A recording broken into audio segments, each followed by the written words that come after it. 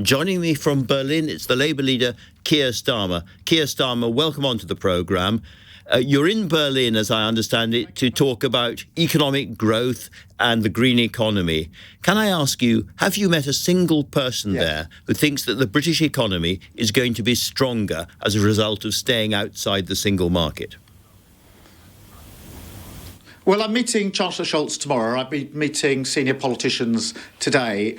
And you're absolutely right. We've been talking about economic growth. And there is an appetite to forge a better relationship between the UK and Germany on that question of economic growth. And so, yes, there are discussions about the future, the green technology that we need to develop in order to meet the climate crisis, the challenge, but also the opportunity. So I'm here having those discussions. It's a contrast, obviously, to what you were just talking about. I picked up the tail end of your last conversation, which is the sort of Tory leadership campaign where they're fighting like cats in a bag. We're out trying to talk here in Germany about the growth of our country, which is the single biggest problem for the last 12 years, actually, as Liz Truss now appears to be admitting. Yeah. Keir, can I just take you back to my original question, which was whether you had met anybody in Germany who thought that Britain was going to be stronger economically as a result of leaving the single market? Well, Andrew, the discussion we've been having here is not about whether, back when we were in the single market, we're in a better or worse position. The discussion I've been having is how do we get economic growth in the situation that we're in now? And we've had bad economic growth in the UK for 12 years. Quite often people say to me, Keir, you've got to look at the Brexit effect. We've had 12 years of low growth under this government. It's the single biggest failure of the government. And therefore, I want to have a discussion about how we get economic growth, how we get the country going. And that's why I set out in a speech I made in Gateshead on Monday, the sort of mission of the incoming Labour government, which is to boost the economy, get the economy going, rebuild our public services and unite our country. That's the discussion I'm having here with Chancellor Scholz and other senior politicians and with businesses here, Andrew, who are very keen to develop their business in the UK, having those discussions this afternoon. Doggedly pursuing this just for one more question, you made a very important speech last week at the Irish Embassy in which you said no to the single market and no to free movement. Can I ask you, because I wasn't clear, is that no to the single market forever? Is it no to single movement forever? Yes, Andrew, it is. It's looking forwards, not backwards. We need to make Brexit work, and that means that we need to improve the deal we've got. This deal that the government's got, that Boris Johnson's got, is holding us back. All they've really ever had is the slogan, get Brexit done. I want us to make Brexit work. To do that, we can't look back. We've got to look forward. And that's why I set out in that speech Monday week ago, I think it was, Andrew, the 5 things that we need to do, which is to fix the Northern Ireland Protocol, to reduce the barriers to trade, to have much better arrangements in relation to our services and scientific communities, to have much better security arrangements and to invest in the UK. And that's the 5-point plan I put forward. But we've got to look forward, not backwards. And that's why I've set that out.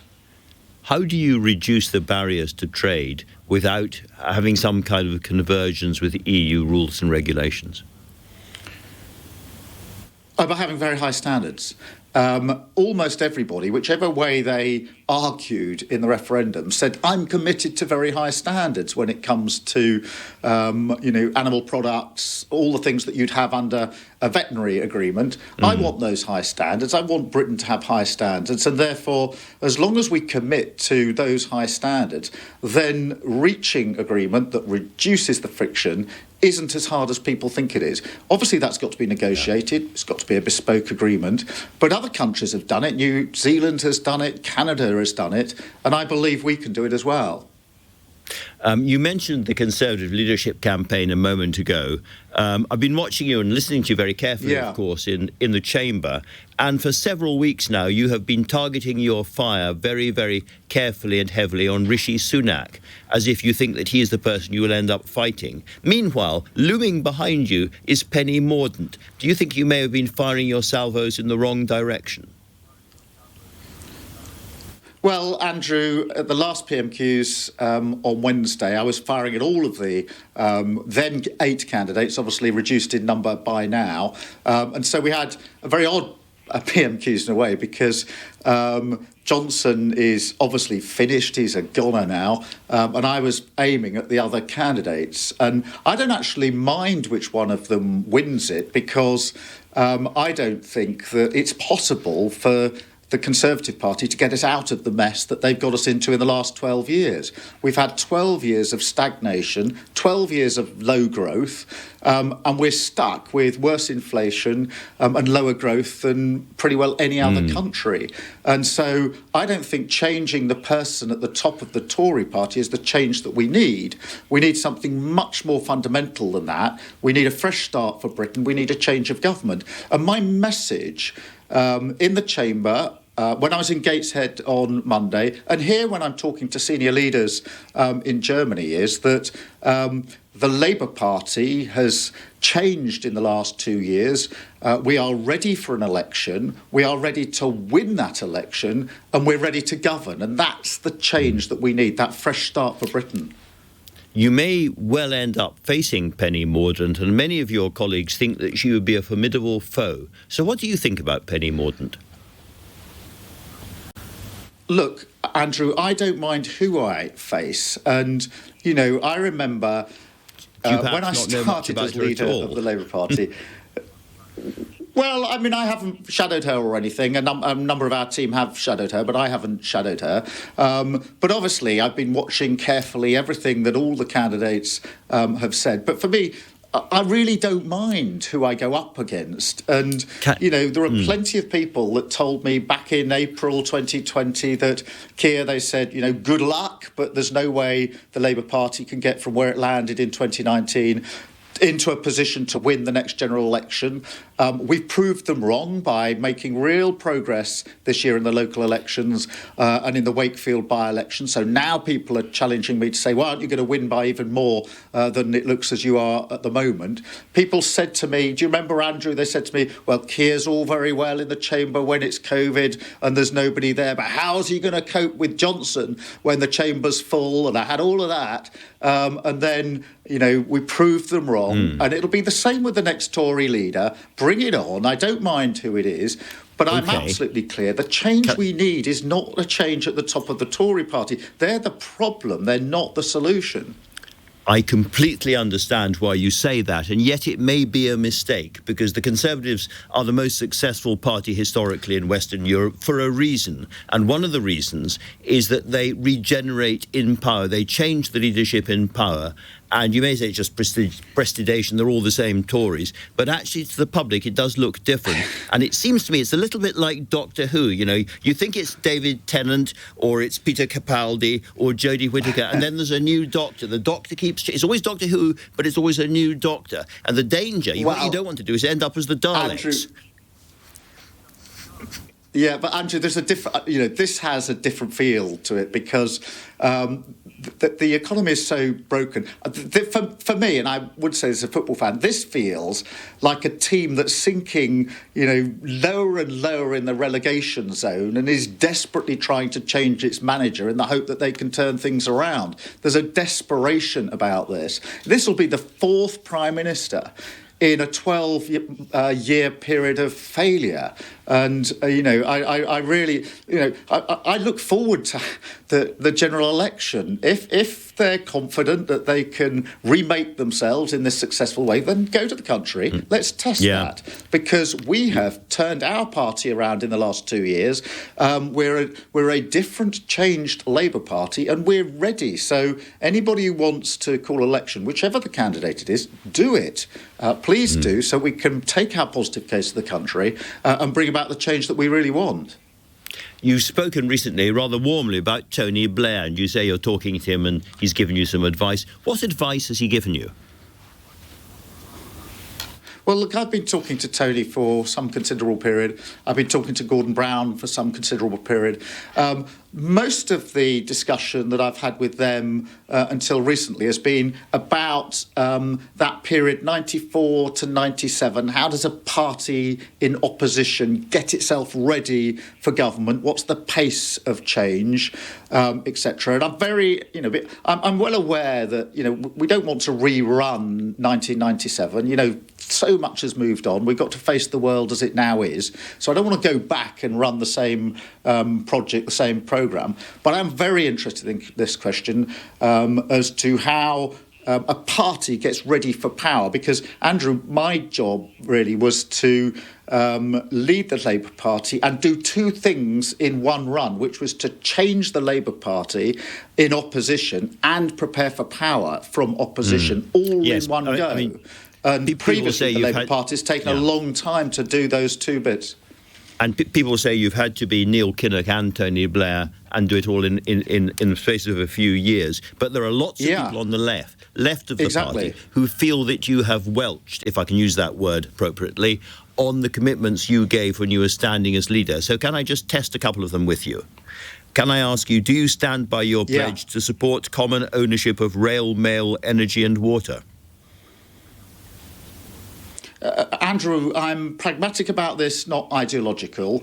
But we've got to face the reality of the situation, which is post-COVID. Our economy is in a different position. But I'm not one of these people that's ideological about it. It must be one thing or the other. We've got to be practical. So things have changed. Well, we're going to inherit a very broken economy. What about the pledge that you'll end all private provision in the NHS? Is that still operative? Well, look, there is some private provision in the NHS, and we're likely to have to continue with that. But I actually do believe strongly in the NHS as a public service. Well, Andrew, I'm not going to resile from my belief in the NHS as a public health provider. My wife worked in the NHS, my mum worked in the NHS, my sister worked in the NHS. It runs through our blood. That was a very specific pledge, however, which has now gone. One more. You say that you would work shoulder to shoulder with the trade unions to stand up for working people. That will get a hollow laugh from the RMT today.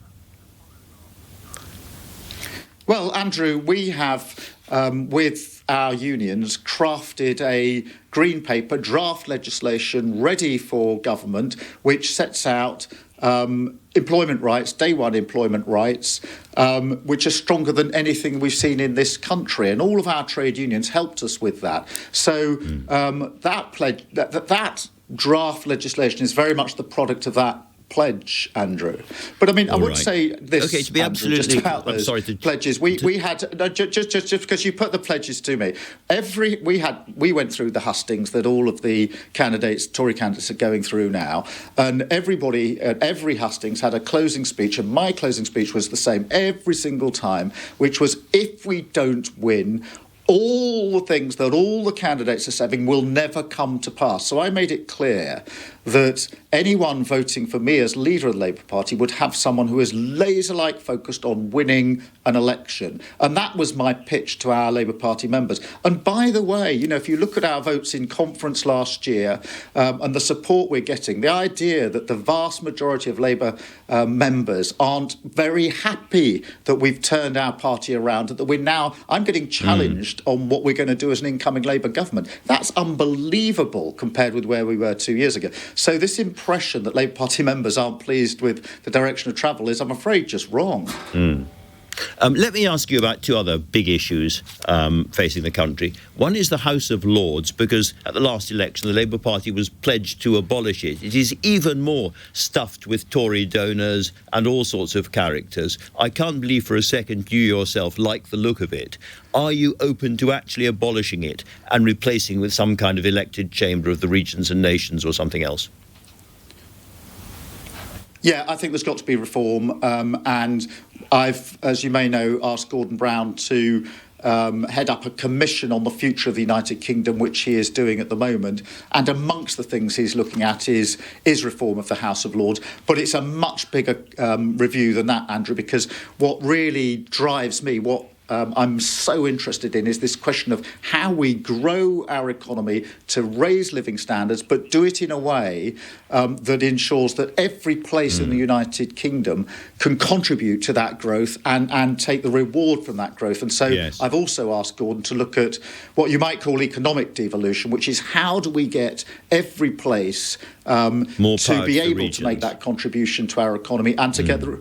Yeah, more power to the regions, economic hubs and clusters across the United Kingdom, so that London, the South East, obviously, carries a heavy part of our economy. I want that to be across the whole of the country. Gordon Brown is looking at that. Of course, House of Lords reform is in there. But what motivates me is the question of how do I ensure that in Burnley and in Hull, in Blackpool, in those places, we can raise living standards, match the ambitions of local people, and create a situation where every young person doesn't feel they've got to leave the place they live in order to get on. Do you have an open mind about reform of the voting system, or is it completely off the table? Well, there's a very, big argument in our party about different electoral systems. I'm clear we're going to have to go with the electoral system we've got into the election, and therefore for this election, I'm focused on winning on the first past the post system. Of course, but after that, it's a lively issue. You talked about conference. Lots of motions are coming to your conference on this subject. And I just want to know whether you personally are open to the idea in the longer term of changing the voting system. You personally? Well, Andrew, it's not a priority for me. It's not a priority for me. An incoming Labour government's going to have its work cut out, and I've made clear that my three priorities are going to be growing the economy, rebuilding our public services and uniting our country. And that is going to be the focus of what we do in the next Labour government. Okay. We're going to have to prioritise, and those are the priorities. I know you have to go, but you can give me a one-answer question to this. Are there any circumstances in which you would do a deal with the SNP? No, absolutely none. And Andrew, although it's my last answer, give me the chance just to expand on that. No deal into the election, no deal out. And I'll tell you for why. Because there is no basis for an alliance.